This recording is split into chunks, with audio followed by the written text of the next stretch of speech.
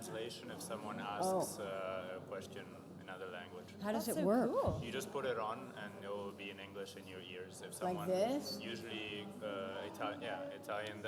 So Italian say something in journalists, Italian. They will ask in Italian, and it will be in English in there. Wow. So do we wear it the whole time? No, just if someone asks a question. That's so cool. Okay. That's the Am I future. number 3? Oh, the channel. Okay, I got it. Where is the channel? Oh, wait, it's on 3.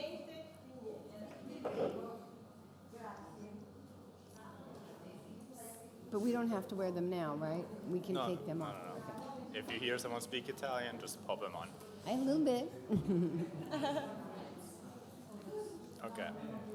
Okay. Hello. Welcome to the 75th Locarno Film Festival and to the press conference of the Piazza Grande film Where the Crawdads Sing, directed by Olivia Newman. It is my pleasure to have here on my left the film star, as well as the recipient of this year's Leopard Club Award, Daisy Edgar-Jones. And further to the left...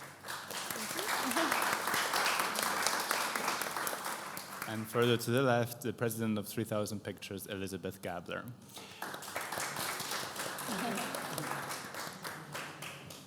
There are translation headphones at the back, and if you need them, help yourselves. A first question for Daisy, just simply, how did you first get involved in the project, and what motivated you to accept the role of Kia? So I got involved with the project. I got an audition through from my agents, and I'd heard of the book, so I was very, very excited to be auditioning for it. And so I read the book as quickly as I could as I was auditioning. So it was quite an interesting way of approaching it, because I was really sort of imagining how I would bring that character to life. Oh yes, of course. No worries. No, don't worry. So yeah, there was a lot about the story that I really wanted to explore. I think I found this observation of a young woman's survival in quite a hostile environment, and how she learns to navigate the world and what she thinks about herself and other people through her observations of the natural world. I found that very, very interesting. But also this aspect of this kind of murder mystery thrumming along beside it, and this love story. There was just a lot about it that I wanted to sink my teeth into. Thank you.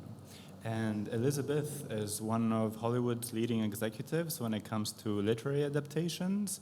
I was just wondering if you could give us some insight into generally what you look for in books that you think would make a good film, and what specifically about Where the Crawdads Sings motivated you to make it into a movie.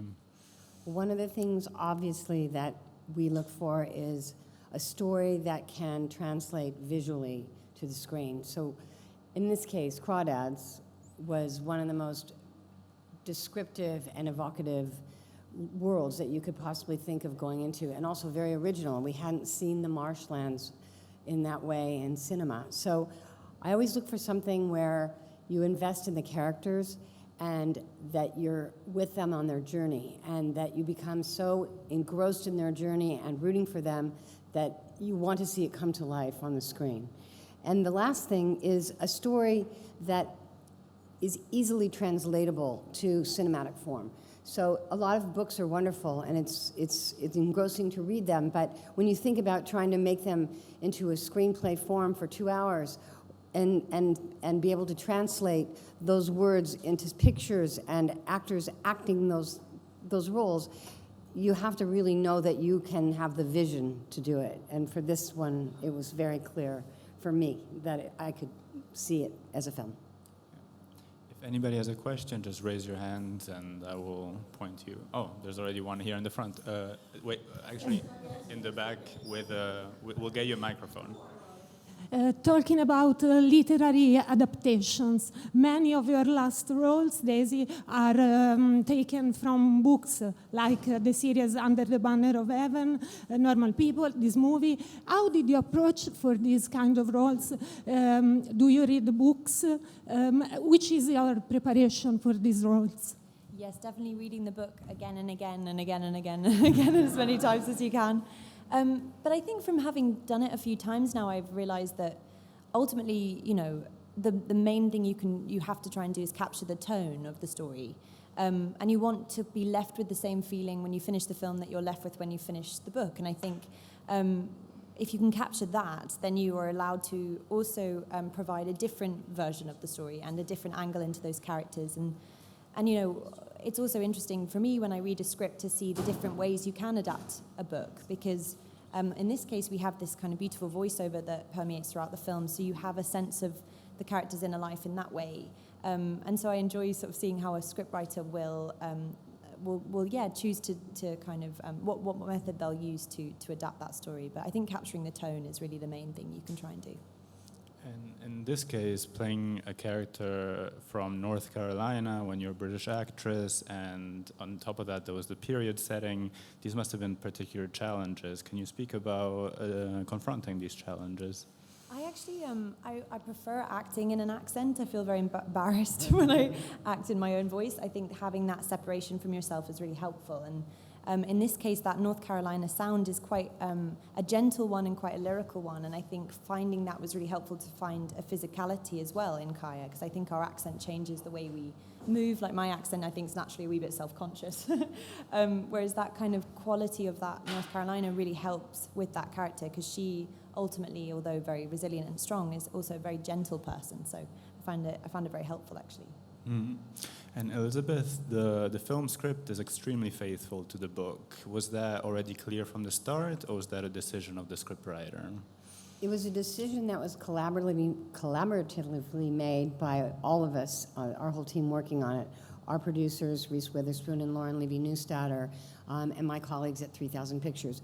The book, when we first optioned it, was just beginning to find its audience. And so by the time we actually got involved in developing the screenplay, it had been #1 on the bestseller lists in the United States and other places in the world. So we knew that we needed to stay very true to the tone of the book and the language of the book.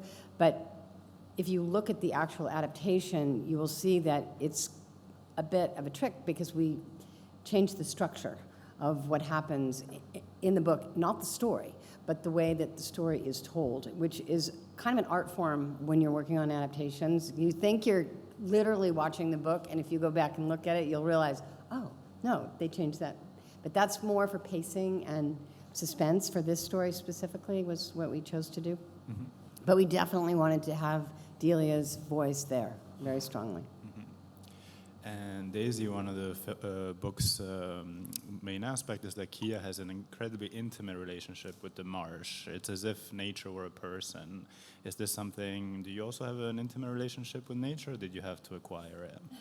I do love nature. I do love a nature walk. I had never experienced an environment quite like the marshes, though, and definitely nothing can kind of prepare you for that humidity and the like crazy insects. I've never seen cockroaches before, and I never want to again, actually. But it was really wonderful because we actually got to film on location. We weren't on a studio in a green, with a green screen. So it was very helpful to actually be there and feel the humidity and hear the sounds of that beautiful environment, and it really helped to kind of get into that character and into her world. Mm-hmm. Okay. And see the alligators coming at you. That was wild. And Elizabeth, could you tell us at what point Olivia came on as a director, and what motivated you to entrust such an important role on a director who was still relatively early at her point in career? Yes, it was. We developed the script to a point where we were very happy with it, and we met with a number of directors, and when we met Livy, as we call her, her vision for this story and these characters was so profound and so clear, and she had done so much homework studying the material, studying the environment. She presented us with a visual presentation of photographs and images, wardrobe, everything. It was just such a complete and well thought out vision that it was very clear to us that she was our director. And she had quite a bit of experience. She's had made a small film, which is, it's harder to make a movie for $1 million than it is sometimes to make a movie for $30 million, because you just don't have the accessibility to a lot of things. So she really did do that in a way that was a wonderful film that was very moving to us. And then also she had a lot of experience in television, which is, you're just on it every day. So a true professional, a wonderful person, and a good friend of ours, definitely. And to what extent was Delia Owens, the book's author, involved in the adaptation process? Well, Delia, we we had her come out to Los Angeles when we were ready to show her the screenplay, and we all had a story meeting with her, and it was wonderful. She loved the script. She was incredibly supportive of the film all the way through. She got to be on the set, so she was there, you know, with everybody, and so she was pretty involved for an author. She just loved every bit of it, so it was great. And Daisy, although the story is set in the 1950s and 1960s, what do you feel are the lessons that can be drawn from the film and the book with regards to today? Yeah, so I think there's a large sort of theme in the story is this feeling of being an outsider, and I think that's definitely an experience that I think that is very indicative of being a young person, but also that we all experience throughout our lives in various ways. And I think one of the aspects of the story I find very moving is how much the effect of kindness can, you know, of the kindness that comes into Kaya's life, be it her relationship with Tate, with Jumpin' and Mabel, with Tom, Milton, that those small acts of kindness have such a ripple effect on her life. And I think celebrating those small acts of kindness is a really important thing, and how much you can really affect somebody for the better if you gift them with some goodness. So I think that aspect of it, I feel like, is a really important theme for now. And reading the end credits, Elizabeth, it's really remarkable to notice the rare thing that almost all the main roles on the production team were filled by women. Mm-hmm. So was this something that you felt was particularly important for this project? And also, as an executive, what are the challenges to setting up such a woman-led team nowadays? Well, the first part of the question, which is that, yes, we had absolutely wonderful heads of departments, women, our cinematographer, our production designer, our costume designer, a lot of the key crew, all the producers were women, our line producers, women, our screenwriter. So we were a tribe, all of us, and it was wonderful. And everybody just really gave it their all and worked really collaboratively. It wasn't exactly specifically that we said, oh, we have to have all women. It just happened to be that so many talented women came forth with really brilliant visions for the work that they wanted to do. And our composer, Michael Dana, is a man who I worked with on The Life of Pi. He won the Oscar for that, so we're very honored to have him. And our editor is a man, but it didn't really matter. We just all worked together as a team and a group. And I think now the biggest challenges for finding female talent on the below-the-line roles is that there's so much production going on that so many people aren't available, which is good. So I think the initiatives that everyone's been really trying to put forth in our business are working. And then also to give those women who haven't had an opportunity to get as much experience a chance to be surrounded by people that have more experience so that they can learn from them and further their craft as well. So those would be the two. Mm-hmm. And since you mentioned the composer, I have to ask, how did you get Taylor Swift on board? Well, that was a gift. That one was like, if you could be in our shoes and say, if there was one wish we can make for the untitled song of this movie, what would it be? And normally you would go to that artist and say, will you please write a song? And you'd have to beg, and you'd have to beg. In this case, no. All of a sudden, we heard that Taylor had been so inspired by the book that she was walking on the Hampstead Heath in England, in London, and she wrote the song. And it came in a link, and there it was. And we all were listening to it together and crying and texting each other saying, I'm crying so hard I can't write. And it was all the group of us doing it. So she just really captured the essence of the film and of Kaya's plight and the mystery of the film and the hauntingness of it and all the themes about women's empowerment. I think all of those things she just, in her soul, had. And it was a gift. Mm-hmm. It is a gift. Yeah, and also I might mention that she performed all the instruments herself, and she very much made a choice that none of those instruments had existed after, let me say this right, they all existed prior to 1951, which is when the story starts. So it was very authentic, as if the mother were doing that as a lullaby, and she was very conscious that that was a choice in the song. Mm-hmm. And another person that was really important behind the scenes is Rhys Witherspoon. Can you describe her collaboration? Well, Rhys and I have a very long and wonderful friendship and collaboration. So when Hello Sunshine chose Where the Crawdads Sing as their book pick, it was Rhys's book club, I was very excited because I had worked with Delia on one of her nonfiction books many years ago, and this was her first novel. And so all of a sudden, oh my gosh, we have to read this right away. So it was very early on in the publication. And I just called Rhys and her partner, Lauren, and said, are you guys producing this? And they said, no, but we can. And I said, well, do you want to do it with us? And they, of course, did. We had other projects with them. I worked on Walk the Line with Rhys. So it was a long friendship, and Water for Elephants also. And so it was just a natural collaboration. She was very involved, also being from the South. It was really important to her to make sure that it had authenticity. And I think that she just reveled in every bit of the creation of it and was very involved. And I could call on her at any time and know that she'll be there for us. Mm-hmm. And I think you felt that way about her, definitely, too. Yeah. Mm-hmm. She's a real producer. Daisy, without giving anything away, were you worried at all that Kaya's actions, which are revealed at the very end of the film, could potentially be misinterpreted? That wasn't really a worry. I think the story sort of explores, with Kaya, her understanding of the world is through her view of nature, and she's learnt, there's I think a line which says nature. There's no dark side to nature, just inventive ways to endure and survive. And so I think with that understanding, I felt like it was very much a study of a character understanding how to navigate the world through her view of nature. And for her, it was about survival. So. Mm-hmm. Okay, thank you. I think we have space for, you had a question at the start, I believe? Just a second, we need to get you the microphone. Excuse me? No, please. Thank you very much. So, welcome. I'm here.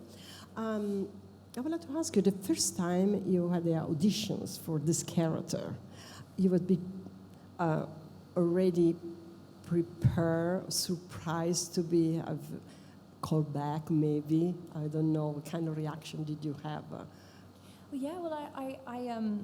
I was really sort of, when I got the audition through, I couldn't believe that I was even being considered, because it was such obviously working with Elizabeth and with Rhys, and also such a huge book.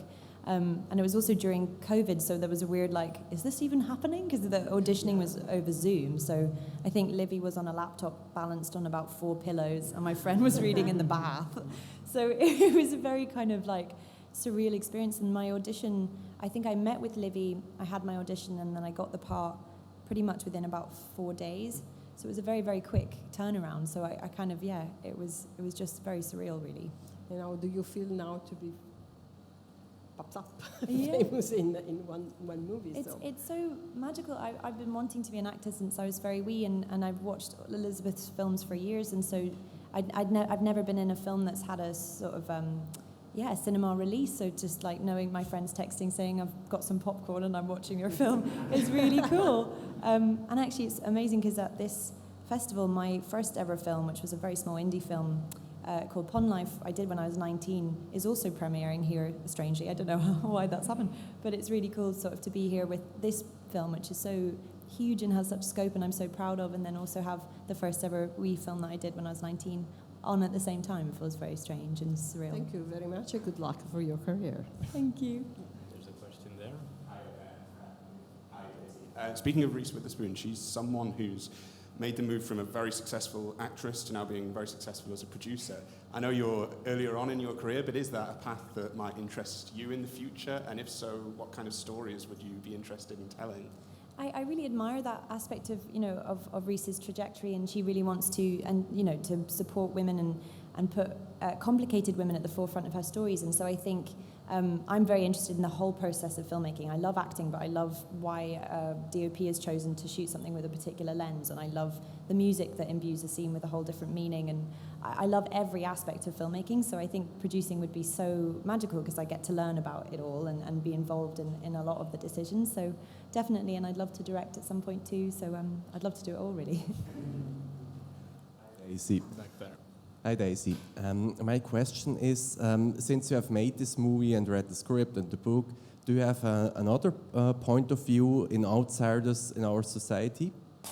On outsiders, I think that, you know, it would seem when I look back at the roles I've chosen that all of them in certain ways feel like outsiders, and I realise that I think it's a very, very human feeling, and I think, like I said before, I think I've also realised from the stories I've told that the true ripple effect of certain people that come into your life and change it for the better, and I think maybe that's something I've realised is that surrounding yourself with people that are good has such a ripple effect on who you become, and so yeah, making sure to celebrate those people that are kind, really. Any further questions? No? Oh, yeah, another one. Okay. Sure. Sony's really backed this film and, you know, put it in lots of cinemas. Kind of for both of you, what's the importance of that right now that, you know, audiences getting a chance to see it in a cinema when there's a lot of competition for, you know, people's eyeballs to see things? Why does that matter for this film right now? Well, for this film, Sony, first of all, Sony really believes in the theatrical experience. And when we tested the movie, it was always meant to be a theatrical. It was never meant to be anything else because of the scope of the film. We felt that it had a theatricality to it that was going to be successful. And when we tested the movie, people said, I want to go to the theater to see this movie. I don't want to be watching it when my dog comes in or my child comes in. I'm engrossed in this film and I want to be living in this world. So for us, that was a good sign. The timing was very good. And I think that we were lucky in that it just hit a place where people realized how fun it was to see a movie in a theater again. Frankly, Top Gun coming out before us was a good thing because it was a lot of couples going in the movie and realizing, oh, this is what I love doing. I forgot. And so the door was wide open for us to have that same, you know, benefit from the same experiences. So it is really exciting, though, to have it, you know, there on the big screen. And I guess tonight's going to be really big. It's also so special too because, you know, it's not a superhero film. It's not an action film. It's a character study of a young woman and her survival. You know, and I think it's so magical to be a part of a film that it feels like an old-fashioned almost in that way, in that quality, and to also be bringing back an audience, that kind of older female audience that may be been a bit fearful to come back to the audiences post-COVID. It's really exciting to be a part of a film that is bringing them back, and they seem to be loving it. So we can keep making them. All right, I believe that's all we have time for today. So thank you so much for being with us and speaking with us, and for the film, of course. Thank you. Thank you all.